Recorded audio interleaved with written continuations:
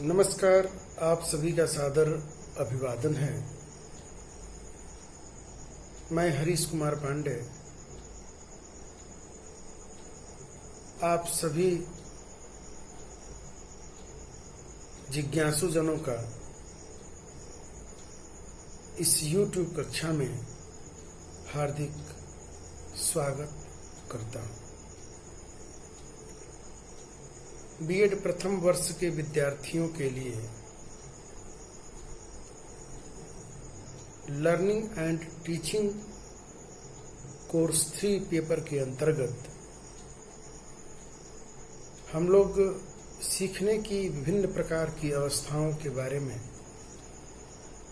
एक लंबे समय से इस कोविड-19 में अपने घर बैठे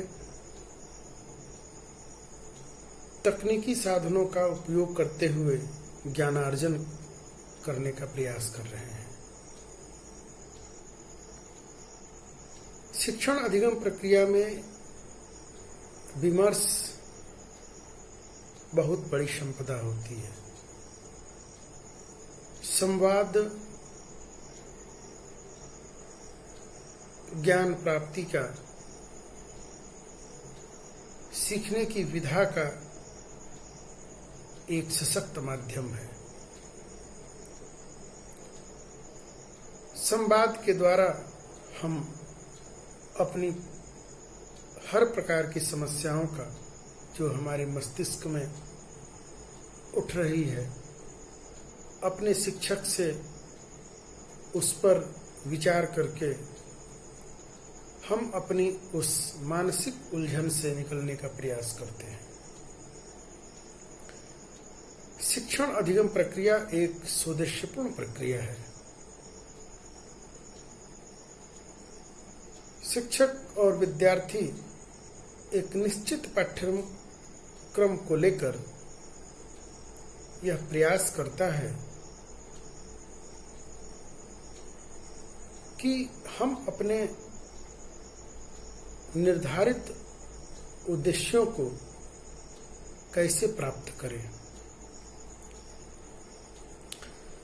अब यहाँ प्रश्न है कि बीएड एक प्रशिक्षण प्रोग्राम है।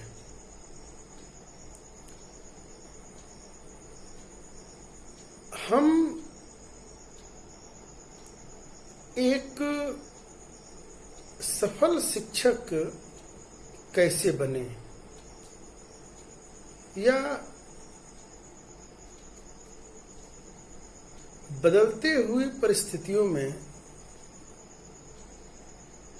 जहां ज्ञान और विज्ञान अपने चरम को प्राप्त कर चुका है और जो नई जनरेशन है वो उसके सम्मुख सीखने और सिखाने की एक गंभीर चुनौती है। परिस्थितियां पहले के तुलना में बहुत कुछ परिवर्तित कर दी हैं। पहले जमाने में व्यक्तियों के पास बहुत सा पेशेंस, बड़ा धैर्य और अपने शिक्षक के प्रति, अपने परिवार के प्रति, अपने बड़ों जनों के प्रति काफी आदर और सम्मान हुआ करता था। लेकिन यदि हम परिस्थितियों का अवलोकन करें तो हम पाते हैं कि परिस्थितियों में बहुत बड़ा परिवर्तन आया है। ये परिवर्तन के बहुत से कारण हो सकते हैं।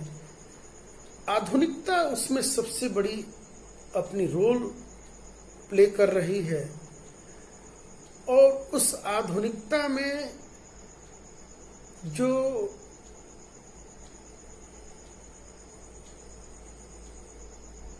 इंटरनेट से संबंधित जो भी उपकरण हैं, वह उपकरण उसमें और सहायता प्रदान कर रहे हैं।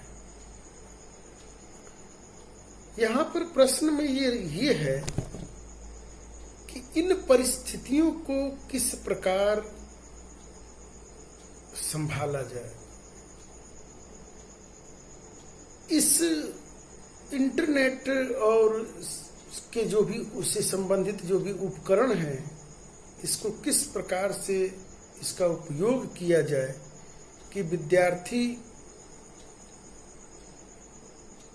इसको अधिगम प्रक्रिया में एक सहायक उपकरण के रूप में लें। मैं यहाँ पर इस बात को चर्चा करूँगा कि बच्चे सीखते कैसे हैं, और हम लोग यहाँ पहुँचने का प्रयास करेंगे कि बालक ज्ञान का स्वयं निर्माता होता है।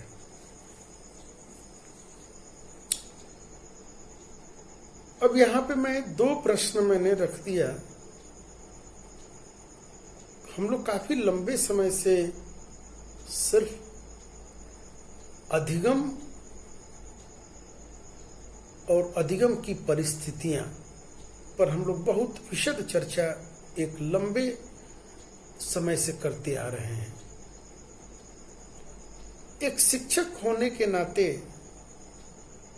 आप लोग भावी शिक्षक हैं, इस बात को जानना चाहिए कि बच्चे सीखते कैसे हैं, इसका वैज्ञानिक आधार क्या है, इसका प्रोसेस क्या है।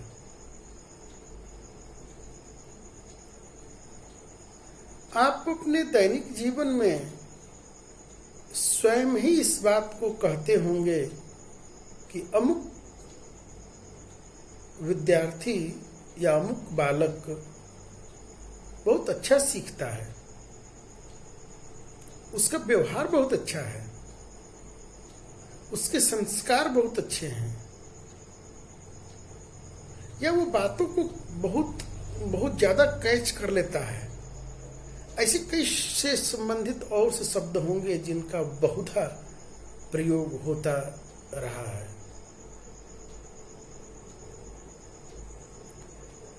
यहां मैं सिर्फ यह बताना चाहता हूं कि बच्चे सीखते कैसे हैं।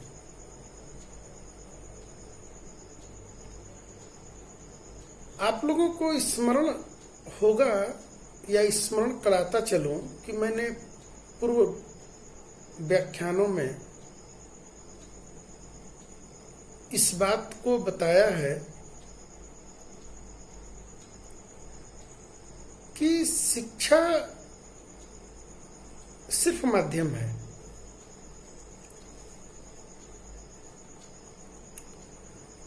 और माध्यम का कार्य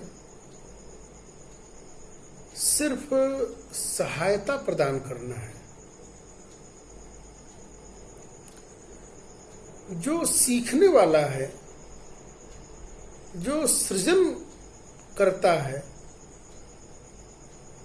यदि उसके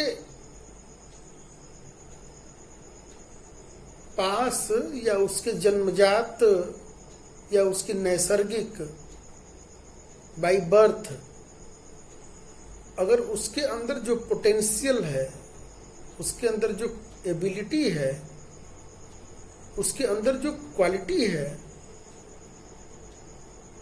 वह स्वतः ही बाहर निकलकर अपना आकार लेने लगेगी। तो यहां कहने का सीधा सा तात्पर्य है कि शिक्षक का काम शिक्षण अधिगम प्रक्रिया में सिर्फ परिस्थिति का निर्माण करना है, न कि पढ़ाना है। हम लोग जब विषय को आप भी शिक्षक हैं, जब विषय को प्रतिपादित करते हैं तो पूर्व धारणा यह है, पूर्व जो एजम्पशंस है वो इस बात को बताती है कि हमें बच्चे को पढ़ाना है, लेकिन मॉडर्न अप्रोच इस बात पर विशेष बल दे रही है कि बालक ज्ञान का स्वयं निर्माता है। शिक्षक और विद्यालय का कार्य सिर्फ परिस्थिति का निर्माण करना है और शिक्षा उसमें माध्यम बनेगी। बालक तो स्वयं सीख जाएगा।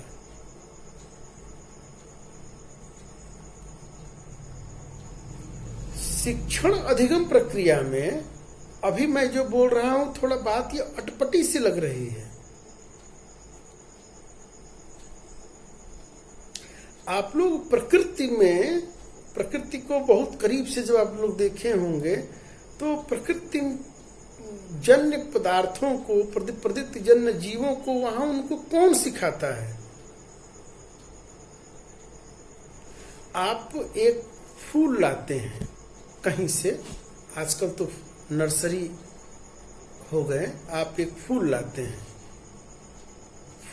हैं और फूल लाते हैं तो क्या फूल,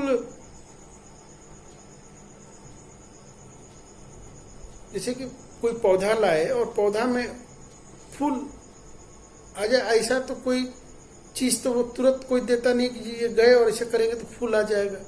फूल तो एक निश्चित अवधि के बाद ही आएगा, एक निश्चित परिपक्वता, यहाँ सीधे सीधे है कि एक निश्चित परिपक्वता के बाद ही वो पुष्प आएंगे। आप फूल का जब पौधा लाते हैं तो उससे आप पूछते हैं कि भैया हमें क्या क्या करना है। कभी ये तो है नहीं कि उसमें ये तो नहीं पूछा कि भैया इसमें कल फूल आ जाएंगे ना। आप पूछते हैं कि हमको इसमें क्या क्या, वो बताता है कि आप घर जाएंगे, पहले मिट्टी की आप खुदाई किए हैं ना, तो मिट्टी की खुदाई करके 2-4 दिन पहले से आप उसको गड्ढा बना दीजिए, मिट्टी को भुरभुरा कर दीजिए, उसमें जो भी गाय का गोबर या अन्य जो भी जो डालना है, खाद, मिट्टी मिश्रण, केमिकल्स जो भी आपको डालना, नीम की खली वगैरह, तो जो भी आपने वो डालना है आप उसको बना के रखे हैं, आप इस पौधे को लगा दीजिएगा। और इसको पानी देने की विधि बता दिया कि पानी आप धार से न देगा, जैसे जैसे आप लोग को जानते हैं, आप लोग को बागवानी में भी बीएड के सिलेबस में ये बातें सिखाई जाती हैं। कभी आप लोग इस पे विचार बैठे बैठे करना चाहिए कि बीएड में बागवानी की क्या जरूरत है। एक व्यक्ति जो एक जिस पुष्प किस प्रकार, वो इसमें धैर्य सिखाता है। एक शिक्षक को आप लोग बागवानी, आप लोग का जो लोग लिए हैं, अलग बात है कि वो मार्केट में गए अपना खरीद के ला के वो अपना पूरा कर दिए, लेकिन बागवानी भी हमें इस बात को सिखाती है कि एक व्यक्ति के अंदर कितना पेशेंस होना चाहिए, कितना ज्यादा धैर्य होना चाहिए। ठीक उसी प्रकार शिक्षक को सिर्फ परिस्थिति का निर्माण करना है। जैसे आपने फूल लगाने के लिए उसको पहले आपने मिट्टी गमले तैयार किए, स्थान को चुना, मिट्टी को खुदाई की, उसमें जो भी खाद पानी, जो भी औषधियाँ आपको डालनी है उसको आपने तैयार की, आपने नर्सरी से पुष्प लाया, पुष्प को लगा दिया और झरने से की पानी से, जिससे कि उस पर चोट न लगे, आप और बाहर देते हैं ताकि मिट्टी में नमी बने रहे और उसको किसी प्रकार की आघात न पहुंचे। और वो धीरे धीरे उसके बाद वो पहले मुरझाता है, फिर वो धीरे धीरे अब वो उसमें स्वतः ही उसमें जीवन की प्रक्रिया निर्मित होने लगती है। और वो नहीं बोलते कि आज फूल 2 दिन से मुरझा रहा था, अब 3-4 दिन बाद उसमें थोड़ा पुष्प हरा भरा हो गया। ये सारी परिस्थितियां या इस बात को सिखाती हैं कि हमें किस प्रकार परिस्थिति का निर्माण करना है, न कि पुष्प को बड़ा करना है। तो उसी प्रकार पहले हम लोग इस बात को जानते थे कि हमें बालक को पढ़ाना है, लेकिन वर्तमान परिस्थिति में हम लोग सारे जो मनोवैज्ञानिक तथ्य हैं यह बता रहे हैं कि हमें परिस्थिति का निर्माण किस प्रकार से करना है। मुझे लगता है कि यहाँ पर आप लोग थोड़ा बहुत कॉन्सेप्ट फार्मुलेट हो रहा होगा यहाँ पर यदि किसी प्रकार का संशय है तो आप लोग क्लास में पूछना, और आप लोग अपने अनुभव, मैंने तो सिर्फ एक आप लोगों को समझने के लिए आप लोगों को एक बैकग्राउंड दिया, एक प्लेटफॉर्म दिया। आप लोग यहाँ से अपने विचारों को उसमें सम्मिश्रित करते हुए आप अपने विचार को फार्मुलेट कीजिए कि हम बच्चे सीखते कैसे हैं। परिस्थितियों का मैं सीधे सीधा यहाँ पे है कि अधिगम के लिए हम किस प्रकार से वातावरण का सृजन कर रहे हैं। जितनी ज्यादा आपकी वातावरण, जितना ज्यादा आप निर्मित करते हैं, सृजित करते हैं, अधिगम की प्रक्रिया उतनी ही तीव्र होती है। उदाहरण के लिए यहां पे मैं आप लोगों को एक उदाहरण दूं जिससे कि यह बात स्पष्ट हो जाए कि सिखाना नहीं है, परिस्थिति का निर्माण करना है। जो सिखाना शब्द था वो प्राचीन है, परिस्थिति का निर्माण करना अब इस बात को, ये नई जो जब से नए नए अप्रोचेज आए तो सभी लोग यहाँ पे सहमत हैं। और आधुनिक जो भी आप लोग परीक्षाएं देंगे प्रतियोगी, उसमें ये प्रश्न आता भी है। इस बात का सदैव स्मरण रहे कि शिक्षक का, विद्यालय का शिक्षक का काम सिर्फ और सिर्फ परिस्थिति का निर्माण करना है। जरा हम लोग इसको इस प्रकार से समझें, जैसे कि आपके घरों में कोई उत्सव होता है,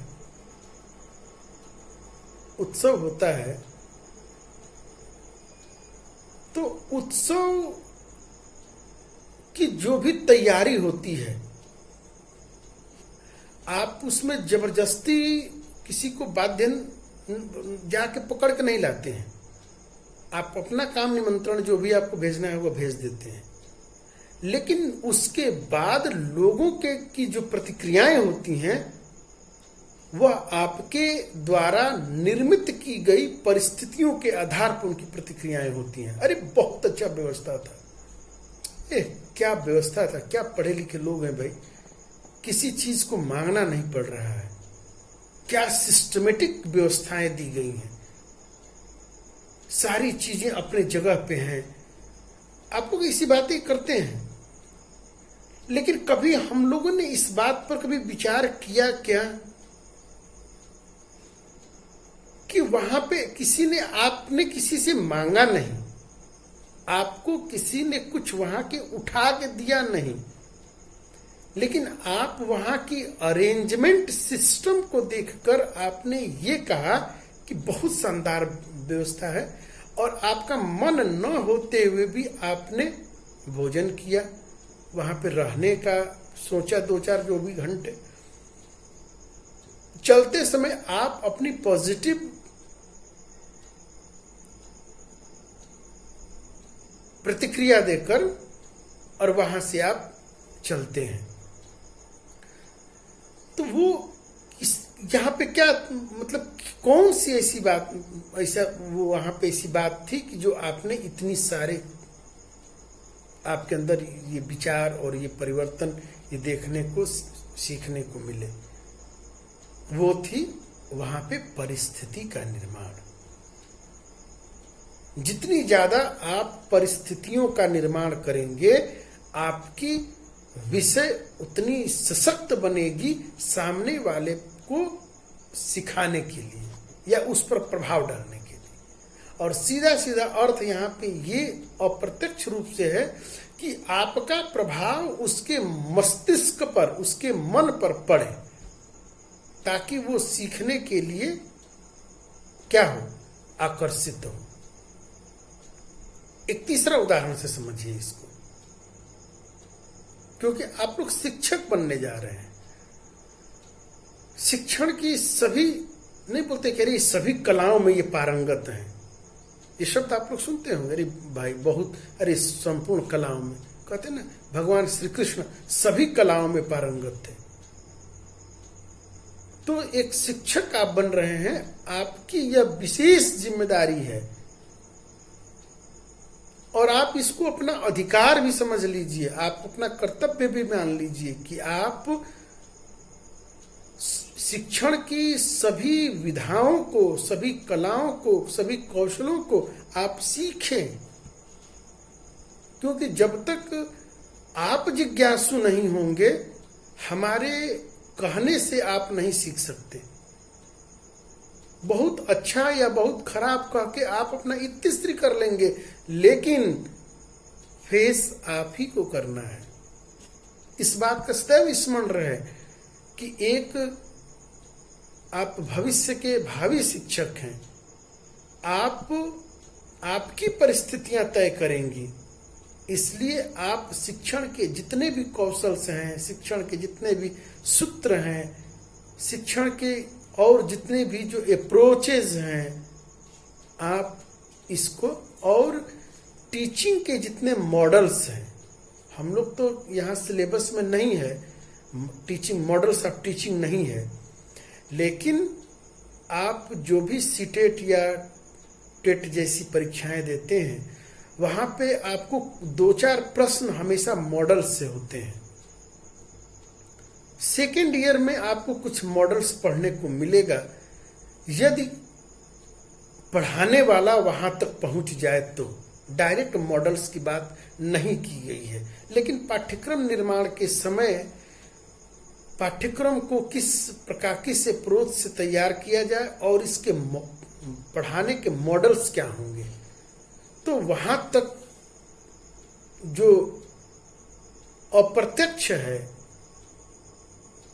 वो हमारा जो इंटरनल है, वो उसको आपको, ये आपकी जिज्ञासा, ये आपकी लगन, आपकी मेहनत, वो तय करेगी कि कहाँ तक सीखना है और कहाँ तक सिखाना है। और पूरे अधिगम में हम लोग, चाहे वो कोहलर हो, चाहे पावलाव हो, चाहे थार्नडाइक महोदय हो, चाहे स्किनर हो, चाहे और कौन बचा, या जो भी हो, वहां तक हमें पहुंचना है। के अलावा हम लोग के सिलेबस में अभी वाटसन महोदय नहीं है, हमें वाटसन तक की भी यात्रा पूरी करनी है, क्योंकि क्लास के शुरू में ही किसी विद्यार्थी ने पूछा था कि सर सारे थ्योरीज तो ये एनिमल्स पे बनाए गए हैं, तो ह्यूमन पर ये थ्योरी क्या पूर्ण रूपेण सफल हो सकती है? ये शब्द यहाँ पे मैंने जोड़ दिया। वो सीधा सा था कि भाई क्या सर, वो तो जानवरों की थ्योरी है, मानव पे कैसे अप्लाई हो सकती है? तो यहाँ पर उसमें मैंने बताया था कि भाई हम लोग तथागत कुछ व्यवहार में परिवर्तन लाने के लिए ह्यूमन, जो पशुओं पे जो प्रयोग किए गए, वो ह्यूमन में भी अप्लाई होते हैं। जैसे हम लोग अभ्यास एवं त्रुटि का सिद्धांत, जो भी अन्य सिद्धांत सीखे हैं, अब बच्चे को साइकिल सिखाना है, तो साइकिल सिखाने में आप इनसाइट थ्योरी का प्रयोग नहीं करते हैं, वहां पर ट्रायल एंड एरर थ्योरी ही काम आएगी। बच्चों में आदतों का निर्माण कराना है, तो आदतों का निर्माण, अब बच्चे को भाई बोलना है, सदा सच बोलना है, सुबह समय पे उठना है, निर्धारित समय पर भोजन करना है, फिर अपने निर्धारित स्थान पर बैठकर स्टडी करना है। अब ये जो हैबिट्स है, हैबिट्स इनसाइट थ्योरी से नहीं आएगी। हैबिट्स के लिए, हैबिट्स क्या है? हैबिट्स निरंतर अभ्यास की एक प्रक्रिया के उपरांत जो हमारी आदत का जो निर्माण बनता है, वो हमारी हैबिट है। कि जो हम वो कार्य संपादित करने लगते हैं, वो हमारी हैबिट है। तो इस प्रकार हम लोग इस बात को सीखने का प्रयास कर रहे थे, या जानने का प्रयास कर रहे थे कि हम परिस्थितियों का निर्माण करें और बालक सीखते कैसे हैं। मैंने 3 उदाहरण से आप लोगों को बिल्कुल व्यवहारिक उदाहरण दिया हूं, जिसमें मुझे नहीं लगता कि समझने में कोई विशेष कठिनाई होगी। अब वहां पे आप लोग जाके बारात में शामिल ना होइए, सीधा सीधा ही यहाँ पे मैंने एक परिस्थिति के बताई, उससे आप लोग उसमें ये देखिए कि कितना प्रभाव, किस प्रकार से हम अपने शिक्षण अधिगम प्रक्रिया को, क्लासरूम इन्वायरमेंट को किस प्रकार से तैयार करें कि उसमें बालक अपनी अधिगम प्रवृत्ति को उसको क्या करें, पूरा करने लगे। आप लोग किसी स्कूल का भ्रमण किए होंगे तो आप लोग ये पाए होंगे कि आजकल स्कूलों को एक अलग तरीके से सजाया जा रहा है। अब आप लोगों को बालक को नक्षत्र, तारामंडल को पढ़ाना है और एक रूखे सूखे कमरे में आप उसको पढ़ा रहे हैं, क्या खाक समझ में आएगी? आप देखे होंगे कि एक विशेष प्रकार की कलाकृतियों और रंगों से उकेर कर एक उस प्रकार की परिस्थितियों का निर्माण किया गया है। जैसे कि अगर रांची में आप लोग यहाँ गए होंगे, जगन्नाथपुर मध्य विद्यालय मॉडल स्कूल है, तो वहाँ पे देखेंगे कि एंट्री करते ही एक घर वहाँ पे जो रूम है वो बिल्कुल तारामंडल की तरह दिखता है। अब बच्चे जब उसमें जाते हैं तो एक पूरा जैसे आसमां का कलर नीला होता है। अब आप थ्योरी को पढ़ाए जा रहे हैं, ज्ञानात्मक विकास हो रहा है। वो भी जो सीखा, ध्यान से सुना, वो सीखा, और जो नहीं सीखा तो वो तो आप पढ़ा रहे हैं आसमान नीला हो रहा है और पोल्यूशन से आसमान तो नीला दिख ही नहीं रहा है। भाई बरसात के दिनों में जब बारिश खूब हो के आसमान खुलता है तब तो आपको आसमान नीला दिखाई देता है, धूप हुई तो आसमान, बाकी समय में तो आसमान नीला नहीं दिखा रहा। आप पढ़ा रहे हैं ऐसे समय में जिसमें आसमान तो नीला नहीं दिखा रहा है और आप पढ़ा रहे हैं आसमान नीला होता है, तो बालक के अंदर तो हम कॉन्फ्लिक्ट तो बनेगा ही। तो वहां पे कृत्रिम परिस्थितियां निर्मित हो गई कि वो नीले कलर से, अब तारों की संरचना आप पढ़ा रहे हैं, ब्लैक बोर्ड पे आप अब काले रंग में उतनी आपकी हैंडराइटिंग नहीं उकेर पाएंगे और सारी बात उतनी परिस्थितियों का आप निर्माण नहीं कर पा रहे हैं। और उसमें जो एक कृत्रिम जो परिस्थिति है उसमें बिल्कुल आसमान बनाया, वो नीला कलर का बिल्कुल उसका इस प्रकार से उसकी पेंटिंग की लगता है कि हम लोग रात के समय में, चांदनी रात में बैठे हुए हैं। चंद्रमा की आकृति, तारों की आकृति, उन तारों में हम लोग बोलते हैं सप्तऋषि मंडल, ध्रुव तारा, जो 3 तारे होते हैं ना, तो उस प्रकार सारी वो आकृतियां बनाई। अब तारों की, अब आप वहां पे आपको एकदम परिस्थिति इस प्रकार से बनी हुई है कि आपका ज्ञानात्मक, जैसे हम लोग ज्ञानात्मक विकास, जो भी हम केवल ज्ञान, कुछ परिभाषा, कुछ तथ्य, कुछ जो बता रहे हैं वो ज्ञानात्मक विकास में कुछ इन्फॉर्मेशन दे रहे हैं, वो सारी ज्ञानात्मक बातें उसके, चूंकि उसकी 5 ज्ञानेंद्रियां वहां पे सक्रिय हैं, तो निश्चित रूप से वो एक कृत्रिम परिस्थितियां हैं। आप उसमें जो भी पढ़ा रहे हैं उसमें बालक की 5 ज्ञानेंद्रियां सक्रिय हैं, तो अधिगम क्या होगी? अधिगम बहुत तीव्र गति से होगी, नहीं होगी? होगी कि नहीं होगी? तो इसी प्रकार जैसे कि हम जो क्लास में जब जाएं तो अपने साथ कुछ चार्ट, कुछ कलरफुल, कुछ आकर्षित करने वाले, जो चित्त को पर उस का प्रभाव छोड़े, उस प्रकार के चार्ट्स, कुछ मॉडल्स, कुछ एक्सपेरिमेंट की सामग्रियां अपने साथ लेके जाएं। इससे क्या होता है कि हम जो भी पढ़ा रहे हैं उससे उस वहां पर परिस्थितियों का निर्माण हो। अब आर्किमिडीज का सिद्धांत पढ़ा रहे हैं, अरे आर्किमिडीज के सिद्धांत पढ़ाने से, ये हजारों बार पढ़ाने से बेहतर है कि आर्किमिडीज आप उसमें कोई पानी का पात्र ले जाएं। विद्यालयों में तो होता ही है, अब तो सरकारों द्वारा उपलब्ध भी हो रहा है, पात्र ले जाएं, कोई लकड़ी का गुटखा ले जाएं, बच्चों से ही मंगवाएं, बच्चों से पानी डलवाएं, जिसको बड़ा सा पात्र हो, पानी डलवा दीजिए। अब उसको तालाब की आकृति जैसी दिख गई, अब बच्चों से डलवाइए, कुछ लोहे के टुकड़े डलवाइए, कुछ उसमें कंकड़ डलवाइए, फिर उसमें उसी पहले वजन करवाइए, एक ही आकृति के, एक ही वजन के सारी चीजों को पहले करवाइए, इकट्ठा करवाइए, तब ताकि उसके लगे ऐसा ना कि वो भारी है या हल्का है, एक ही आकृति। तो इसको बोलते हैं परिस्थिति का निर्माण करना। तो इन परिस्थितियों के निर्माण में आपका ज्ञान फलित होगा, सहायक सिद्ध होगा।